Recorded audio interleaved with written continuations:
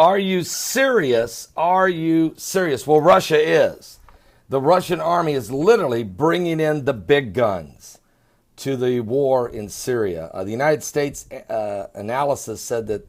military analysis said that the decision to add artillery to the battlefield indicates a number of key developments, including the Kremlin's growing influence is planning and executing Syrian military options.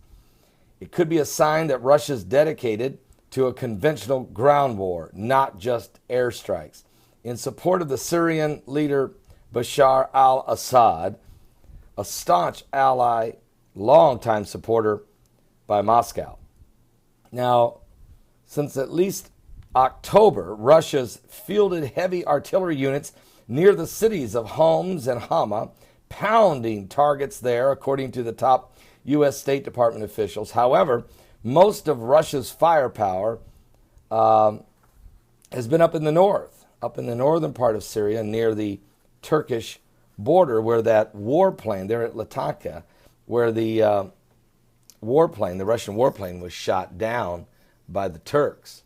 The Russian decision to move artillery to the front lines is a newer development. Officially, Moscow denies that it has ground forces engaged in military operations in Syria, but folks, we know they do. They have thousands of troops on the ground, as well as the Iranians have thousands of troops on the ground. So there's a collaboration going on really by Russia and Iran to try to keep Assad in power and to drive eventually ISIS out of the region. There's certainly Russian influence within the Syrian army, and there's lots of guns. So they've brought in the big guns. They're taking it to the front line. The Syrian army surge is proof of a new tactical military model spiced with Russian flavors, led by, of course, the generals there on the ground. They're using artillery batteries. So it's no question Russia's military doctrine places far more emphasis on artillery than Western armies, like in Ukraine and in Kiev and in the Kremlin-backed separatists. Make liberal use of the artillery that they're provided with. So you have to understand, Russia does have thousands of troops on the ground. They're now bringing in the big guns as these tanks and artillery being brought into the front line, as they will start a ground assault at some point and try to push forward. And the question is going to be, will Turkey jump in and help ISIS? And what will the United States do?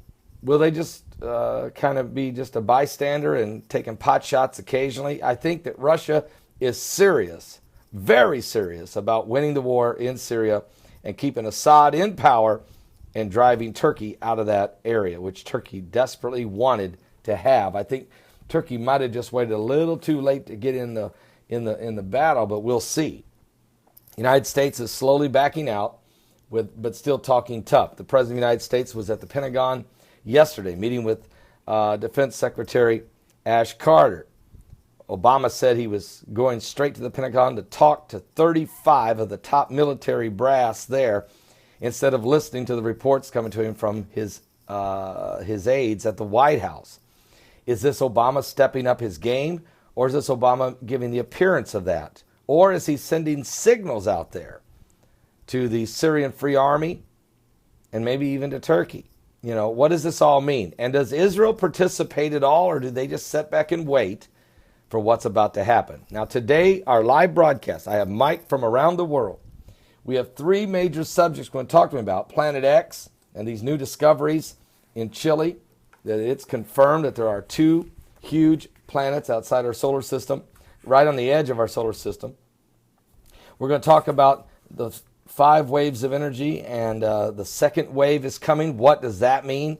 And also we're going to talk about military insight between the Russian and Turkey conflict in Syria, and how is that affecting all of the major superpowers and military assets being moved around the world. We're going to be talking about those things and a whole lot more with Mike from around the world today on our daily broadcast at my website at www.paulbegleyprophecy.com. That's www.paulbegleyprophecy.com. This will be a live interview. You don't want to miss it. 12 noon Eastern. 12 noon Eastern. Don't be late. I'll see you at my website. If you're not saved, you need to understand biblical prophecies taking place as the bear of the north has awoken and is in Syria. The hook is in the jaw, just like it said it would be in Ezekiel 38 and 39, where we are racing toward eternity. Are you saved?